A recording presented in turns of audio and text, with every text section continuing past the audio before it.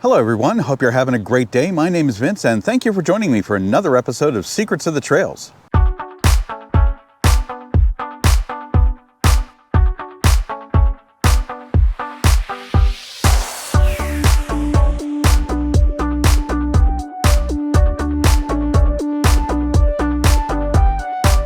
Today I'm in West Newton, Pennsylvania, ready to check out the Great Allegheny Passage segment from West Newton to Boston. I'm standing at one of the trailside parking areas for the West Newton Trailhead. West Newton stands at gap mile 114.1. Now, West Newton is right up there among the quintessential trail towns for the Great Allegheny Passage, with its multiple bed and breakfasts, restaurants, a full-service bike shop, a full-service bikers campground, bakery, a craft brewery, and a distillery. This is a great trailhead town to either start or end your ride or hike, spend some time on a longer trek, eat and drink, or just relax. Here at West Newton, there are two sections of the trailhead separated by East Main Street that's also known as PA Route 136. The other parking area is over there, and we'll go over there in a second, but this paved and lined parking area on the south side of East Main Street is large, with space for over 35 vehicles in a back-to-back configuration with multiple handicapped spaces. This is also the lot for the West Newton Bicycle Shop. Now, to get to the other lot and the trail up to Boston, we have to cross Main Street.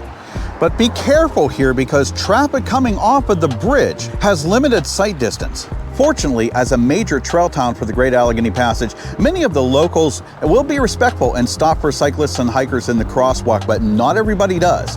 I usually walk my bike across if I'm parking in the south lot. Now, here on the north side of East Main Street is the other part of the West Newton Trailhead. It's also the location of the West Newton Visitor Center.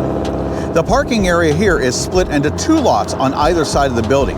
Both are paved and lined. This lot has about 10 spaces with 2 of them marked for handicapped access. And the lot on the opposite side of the building has 20 spaces with 2 of them marked for handicapped access. These lots are accessible from Collinsburg Road. The West Newton Visitor Center is a perfect place to stop if you're going through West Newton on a longer bike or hike. Consider it part of the overall trailhead with a covered seating area, a bicycle repair station, and bike racks. There's also a water fountain outside the building and full restrooms inside the building, both available in season. The center is a modern replica of the Pittsburgh and Lake Erie Railroad's 1910 train station and is stocked with books, maps, and official Gap merchandise. It also houses the headquarters for the Regional Trail Corporation, a nonprofit organization that built and maintains various sections of the Gap in Allegheny, Westmoreland, and Fayette counties. Check out their collection of medallions and signs from trails and footpaths from all over the country, many of them brought in by veteran trailblazer Edward Talone. Outside, there's a combination coach and baggage car that was built in 1914 and restored in 2004. The Visitor Center is open on specific hours, usually all week during the season, and they usually will have various shorter hours in the off-season. So before we mount up, let's take a brief look at the history of this full-service major trailhead town, West Newton. Situated in the southwestern portion of Westmoreland County, the borough of West Newton, Pennsylvania traces its history back to the late 1700s when it was founded by early settlers, including Isaac Robb, who officially laid out the town. It was originally named Robstown and served as a trading outpost along the Youghiogheny River. The name was later changed to West Newton, believed to be an homage to Isaac Robb's hometown of Newtown, New Jersey. The mid-19th and early 20th centuries were good to West Newton. River commerce increased with the construction of slackwater dams in the 1830s. The arrival of the Pittsburgh and Lake Erie Railroad, as well as the Pittsburgh and Connellsville Railroad, later the B&O, the Markle Paper Mill, and later the U.S. Radiator Corporation made important industrial contributions to the town. West Newton also served as an important commercial corridor for the surrounding farming communities and coal patches. West Newton's population and influence grew thanks to the prosperity brought by the coal and rail industries. However, like many towns in the region, West Newton faced challenges as the industrial boom began to wane in the mid-20th century. The decline of coal mining and the de-emphasis on rail transport impacted the local economy. The town's growth slowed, and it transitioned from an industrial hub to a quieter residential community. Despite these hardships, West Newton retained its historical character and adapted by leveraging its natural assets. The Youghiogheny River became central to recreation and tourism. In the late 20th century, West Newton found renewed life as a major trail town for the Great Allegheny Passage. The trail brought outdoor enthusiasts, hikers, and cyclists through West Newton, revitalizing its economy with an influx of visitors drawn to the town's scenic location and historic charm. Today, West Newton is celebrated for its small-town atmosphere, historic architecture, and its role as a gateway to outdoor activities. The town's journey from a frontier settlement to an industrial player and now as an essential stop on one of the most beloved trails in the region tells the story of West Newton as a living and vibrant bridge between past and present. I hope you enjoyed that brief look at the town of West Newton, and now let's mount up and check out the Great Allegheny Passage segment from West Newton to Boston. So I'm actually starting here at the northern part of the trailhead. Our trek to the Boston Trailhead is a 14.1 mile point-to-point ride today. The first thing we'll note is that we'll experience a lot of road and driveway crossings between here and Boston. And coming up there is the first one. It's Jefferson Court. It's basically the driveway for the B&Bs here and a couple of other houses. Here's the bicycle repair station at the trailhead. Another interesting factoid about this segment of the Gap, that it's also labeled on some maps and trail apps as the Youghiogheny River Trail. Prior to the Gap being the Gap, that's what a lot of portions of the trail from Collinsburg through Boston were called. So along the way, you'll see signs bearing that YRT moniker. And here's our crossover with Cedar Street. And as you could probably hear in the background, the air horns of a train coming through West Newton. And that's actually a pretty common occurrence in West Newton because the rail line on the other side of the river is very active. And the treadway along this section of the Great Allegheny Passage is familiar. It's 8 to 10 foot width, crushed limestone with the exception of some road crossings, and the standard 2 or 3 vertical steel, wooden, or sometimes PVC trail barriers. And here's the trailside entrance for the Gap Trail campground. As you can see, it's actually basically over that way, but people can actually access it just crossing over Collinsburg Road and exiting or entering the trail right here. Now this segment continues a tradition of sorts from the upper portions of the Gap of passing through various small patch or company towns, I guess, along the way, since coal mining and related industries were so prevalent in this area.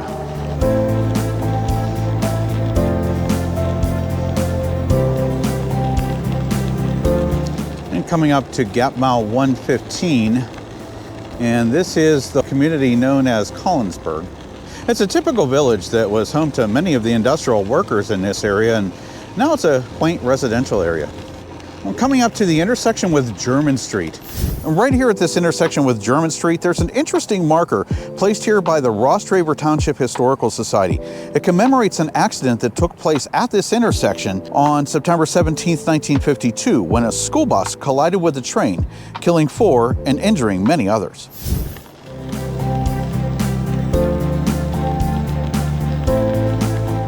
You'll see along the way as we head up towards Boston, each of the small communities has its own ball field and park. And this is the one for Collinsburg. You notice that little sign there where it said end measured mile. If you remember in the last episode from Whitsett to West Newton, we saw not too far away from the south part of the West Newton Trailhead, there was a sign that said begin measured mile. And obviously that's where it ends. And we're coming close to Gap Mile 116, and just before it is the border between Allegheny County and Westmoreland County. And from here on to Point State Park, the rest of the Great Allegheny Passage is firmly in Allegheny County. And just beyond Allegheny County's Welcome to Allegheny County sign that's coming right up here, we have mile marker 116.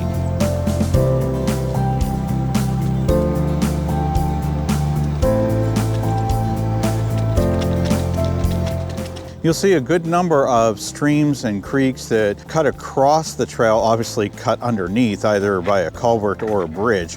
And this is one of them, Pollock Run. There's Pollock Run, obviously doesn't have a lot of water flowing through it right now, but I have been on this trail earlier in the year, like April, May-ish, and this thing was filled.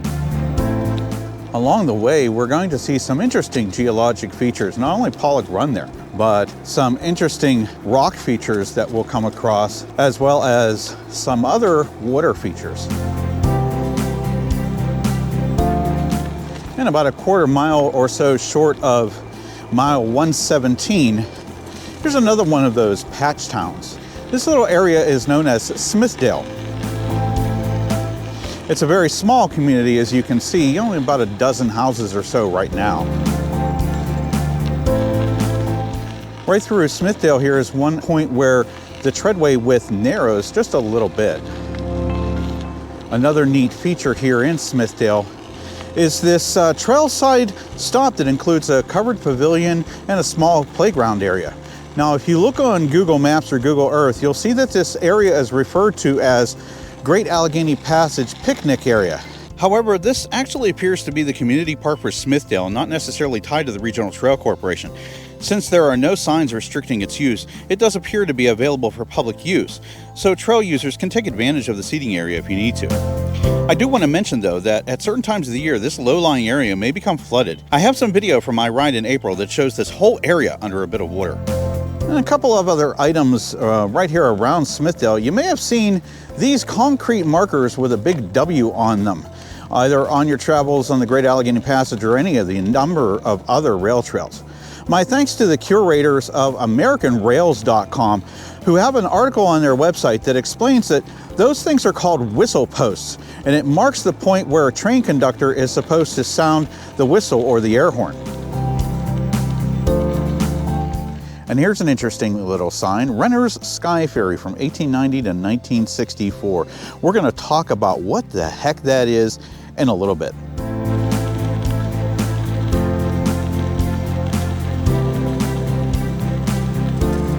Another interesting bit of geologic formations here. With all those leaves along the trail, you could probably figure that this is being recorded in the autumn. We're coming up to the Sutersville trail access, and across the river you can see the town of Sutersville. There are a lot of interesting sights on the other side of the Youghiogheny River that you can't necessarily see in the summertime when all of the leaves are on the trees, which is a good reason to come any time of year or multiple times a year. And we're coming up to mile marker 117.9. This is the Sutersville trail access. Now here at the Sutersville trail access, all of the parking is single file. There are spaces for 36 vehicles here, and it is paved and marked, but there are no dedicated handicapped access spaces here. The parking area is accessible from First Street right here. And interestingly, they've left the rail line crossing point here in the road.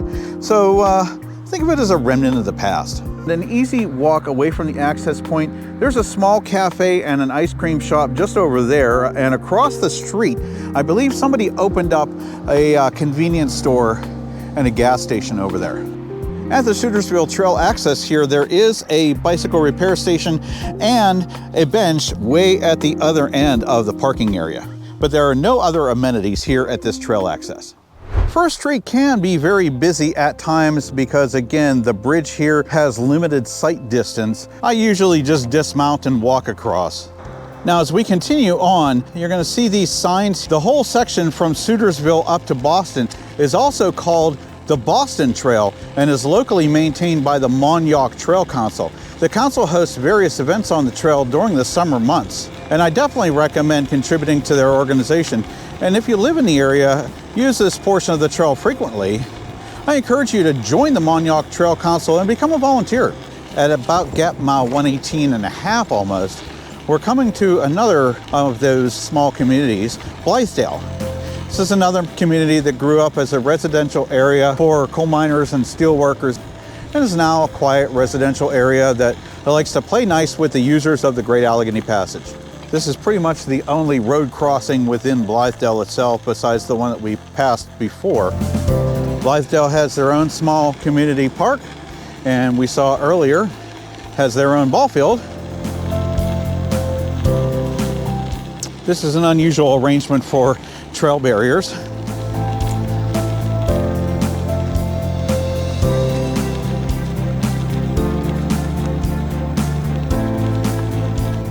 Just after we passed gap mile 119, we come up to another interesting combination man-made and geologic feature along this trail. This is the Red Waterfall. It gets its name from the acidic and iron-rich water that flows off of the hillside, coming from underground coal mines that were established in the area in 1900 by the Ocean Coal Company, which later abandoned them.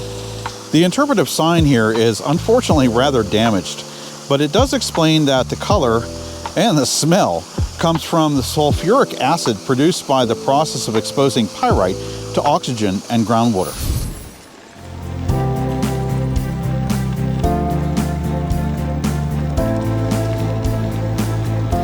Coming close to gap mile 119.5, we're coming into the Borough of Industry.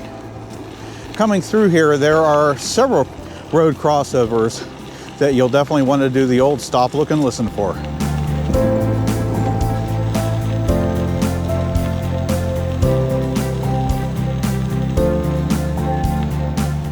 That's a road, that's the trail, just in case you were wondering.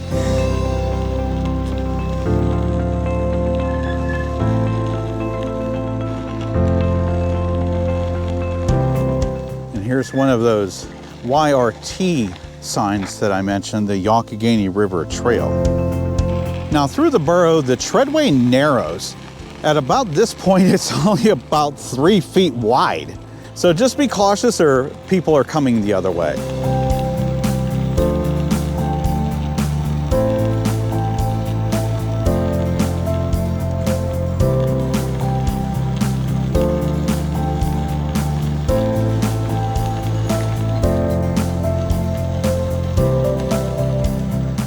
Another interesting thing to think about is how close the old rail lines were to some of these houses.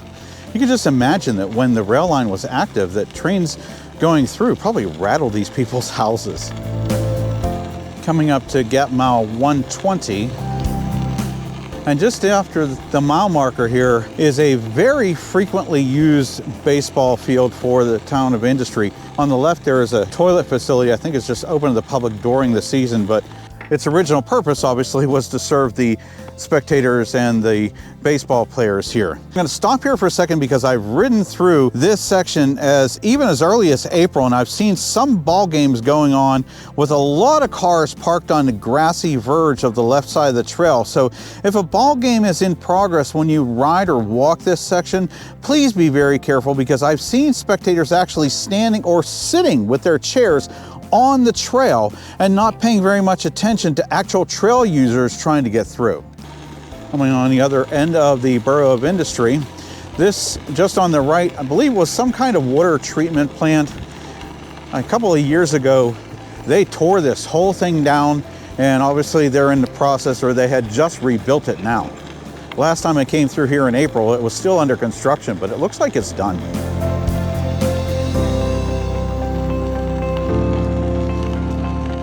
Coming out of the Borough of Industry and into Buena Vista, we're going to have another few road crossings here. And you can see ahead of us a large white and red painted antenna. According to the website channelmaster.com, that's a transmission tower operated by local Pittsburgh television station WTAE. After passing over McCorkle Court, there on the left, it's a building that I think it used to be a convenience store at one time, but it's been abandoned for a few years now. Although the upper portion is probably still used as a residence.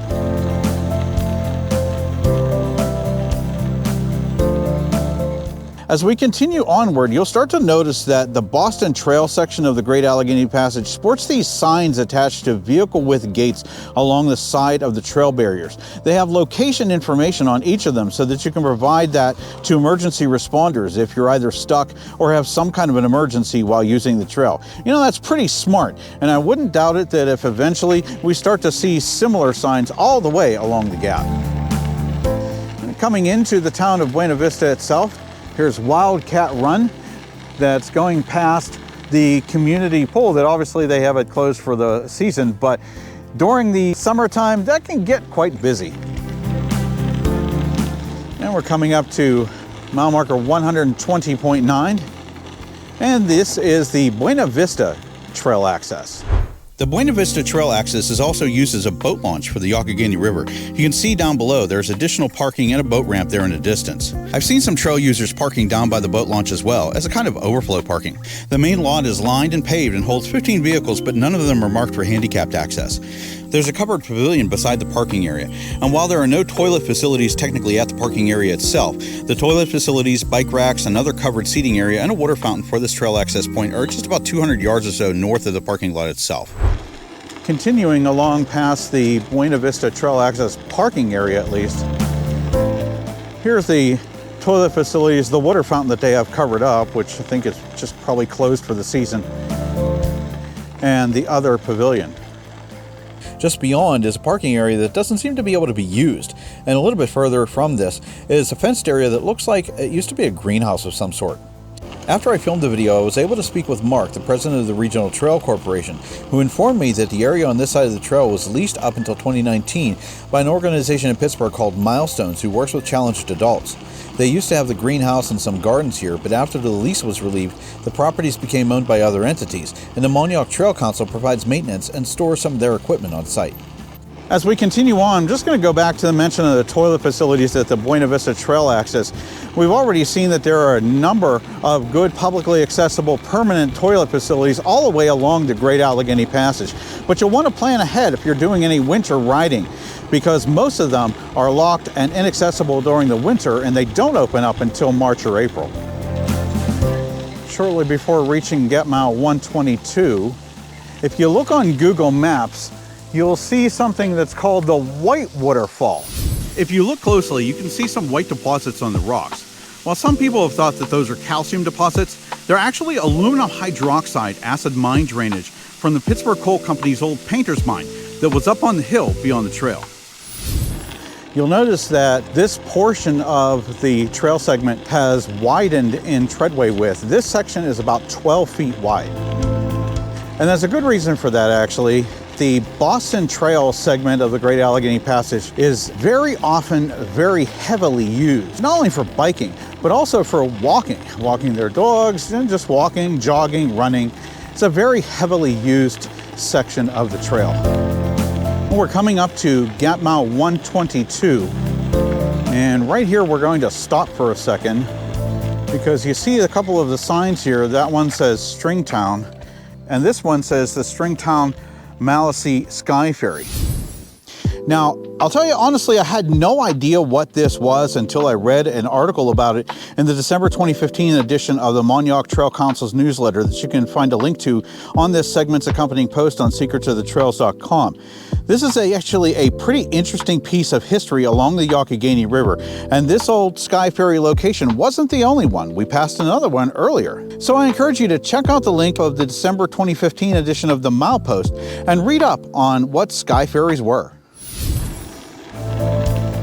Another interesting feature of this portion of the trail, specifically between Buena Vista and Boston, is how it will curve because of the way the river is curving. So if you actually look at this whole area from above on Google Maps or Google Earth, you'll see the meandering of the Youghiogheny River and how the rail line, now the trail, hugs the river pretty much all the way around. And we're coming up to about Gap Mile 122.6. This is a large multi-purpose area that's sometimes referred to as the North Buena Vista Historical Site. But actually, this area is known as Dravo, or Dravo, I'm not really sure. According to some historical records, Dravo was a modest community tied to the region's coal mining industry and river trade. However, it never really grew to become a major town, and over time its population dwindled so much that it was abandoned. Today, very little evidence remains of the original settlement. The Dravo Cemetery over here is a small graveyard dating back to 1812 and once was accompanied by a two-story wood-framed Dravo Methodist church that was constructed around the same time. According to gaptrail.org, the church burned twice, likely ignited by sparks from passing trains along the Pittsburgh and Lake Erie Railroad, and the property was eventually abandoned in 1920. Today, this area hosts a campsite known by several names: the Dravo Hiker-Biker Campground, the Queen Aliquippa Campground, and Apache Springs Campsite. Needless to say, with permanent restrooms, an old style but active water pump, bike racks, bicycle repair station, and multiple seating areas including a covered pavilion, all in addition to the campground, this is a major rest stop along the Great Allegheny Passage. So we're continuing on toward Boston. This little segment is another one of those that meander through the trees, close to the river, not too close to any really loud noises or communities, and can kind of lull you into a nice peaceful state. These kinds of experiences that you can come out and enjoy most of the year are, like I've like to said, better than yoga. And we're coming up to mile 123, and through this open cut for a high voltage power line. Across the river there, we're going to start to see the town of Coulter. Around this portion, the river is actually very calm, so a lot of people use it for canoeing and for fishing. Along the way here, you can still see some of the old remnants of the signals used by the railroad, basically the concrete bases. Look for them various places along the trail. Just on the left here is a path that leads to a building that's owned by Buena Vista Energy. It's not part of the trail. I don't know what that building is for, but it is marked as private property. And just before we reach mile marker 124, we come up to Duncan Hollow Run. It doesn't really look like much right now, but there actually is a stream there. I've seen other times of the year where the water was actually flowing pretty well. This is a nice spot to rest and check out some scenery, especially during times of the year when there's more water flowing through the stream. And there are a couple of benches over there as well, so that you can just kind of relax and look out over the Youghiogheny River. And here's gap mile 124, and across the river is the small community of Coulter.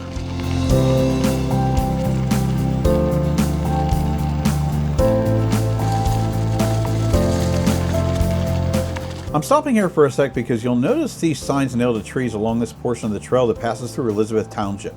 A representative of the township told me that these marked landslide and rockfall locations that contractors needed to address while doing sewer work in the area back in the fall of 2020. As we're rounding the bend and passing the end of the community of Coulter on the other side of the river, up that way above us is the Youghiogheny Country Club. Fortunately, I have never seen any wayward golf balls sailing through the air, but let's hope that none of their country club members have so massive a swing that they could brain you with a golf ball. Now, rounding the other bend here, we're coming up to mile 125.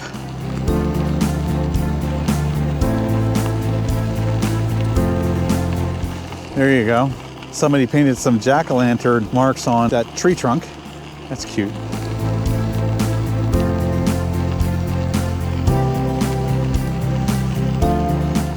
We're coming close to gap mile 126 and another residential area starting with Greenock. And again, because we're going through these residential areas between Greenock and Boston, we're going to have a good number of road and driveway crossings to stop for. And right here at gap mile 126, this is the Greenock Trail access. This lot is lined and paved and has space for about 20 vehicles, with 2 of them, I guess, technically handicapped access because of the separation there, but they're not actually marked that way. This lot also serves the adjacent Twelve field, another Little League ball field in a small community. And across the trail from the parking area, there is a covered pavilion and a bicycle repair station. There's a small path here that connects from the parking lot to the trail itself. This trail access is accessible via Moray Lane, which itself is accessible from East Smithfield Street through Greenock. As we continue our last little bit towards the Boston Trailhead, we'll go through a nice, interesting mix of some industrial buildings as well as residential backyards.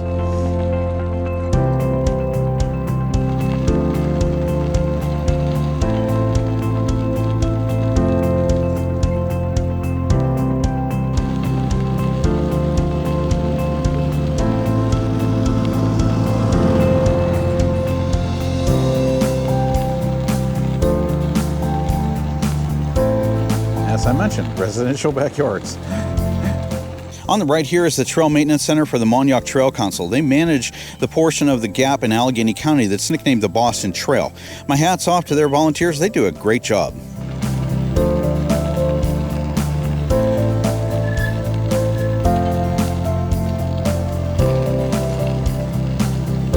Some more industrial buildings to the left and right here. Again, one of those remains of the former railroad signal usages. Nice look out somebody's yard over to the Youghiogheny.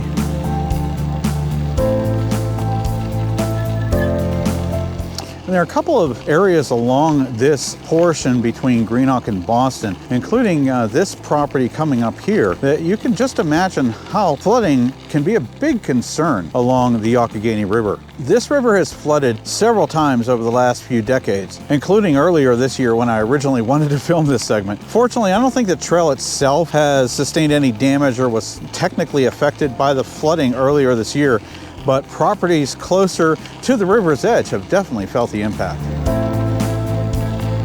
There's no stop sign here. This used to be some kind of property. I don't know what it is anymore, but I think, if I'm not mistaken, we could check it on Google Maps. I think there's actually right here at mile marker 127, I think there was a pool or a pond or something. Yeah, you can see it's right through there. I'm not really sure what it was for, but again, one of those little mysteries of the trail that I personally can't explain. So if anybody out there that lives in the Boston Greenock area sees this and knows what that used to be, I invite you to leave me a comment below.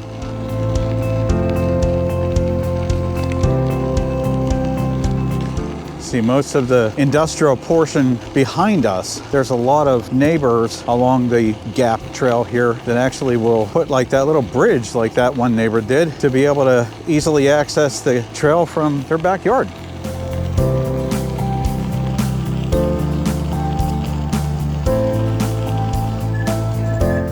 I'll apologize ahead of time because as the trail curves around, we're getting some glare from the sun. I'm shooting this on the new GoPro Hero 13, and they don't have a polarizing lens filter specifically for the Hero 13 available yet, so just bear with me.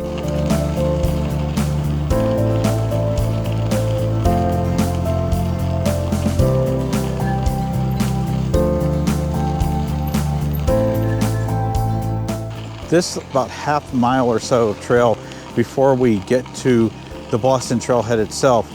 At various times of year, you just want to be careful because it can be overgrown, I guess, with gravel and can be a little loose. We're almost to the Boston Trailhead at Gap Mile 128.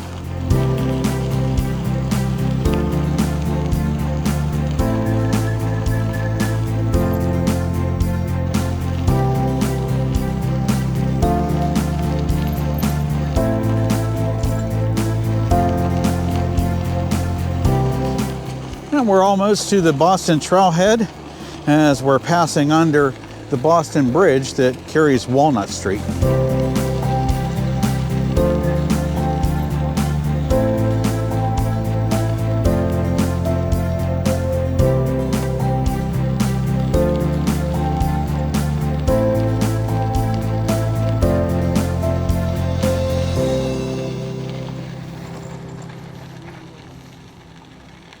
So here at Gap Mile 128.2, we've reached the Boston Trailhead.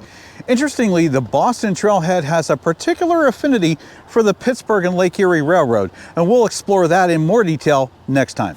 I hope you enjoyed this look at the Great Allegheny Passage segment between West Newton and Boston. This is a very easy 14.1 mile point-to-point ride with nearly flat terrain, multiple access points, quaint town scenery, as well as historic views and some geologic wonders to behold. Because of its nearly level terrain, it's very widely used by the locals for walking, running, as well as biking. It's one of those very interesting and peaceful rides along the Great Allegheny Passage. And that's all the time we have for today. Thanks for joining me, and I hope to see you next time for another episode of Secrets of the Trails. Have a great ride.